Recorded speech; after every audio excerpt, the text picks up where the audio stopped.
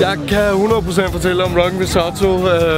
De har mine bigs på Roskilde Festival, som jeg launchede her for et år siden, 2011. Filosofien bag det var, at jeg gerne ville give Roskilde Festival et sublim måltid. Braseret lam med rosmarin og hvidløg, tigerrejer i en spicy tomat relish, svampe og grøn olie. Den sidste er kylling.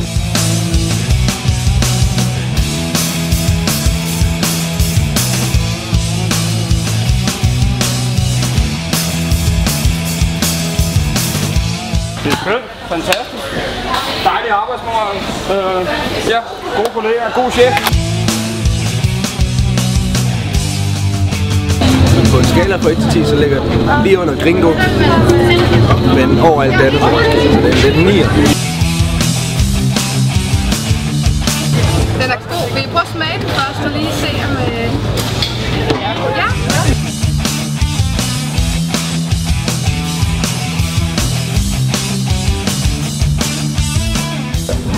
Så synes jeg måske, så er vi oppe på et nital. Ja, især i forhold til på Roskilde, ikke? Så hvor vi er sådan ret luksusmad.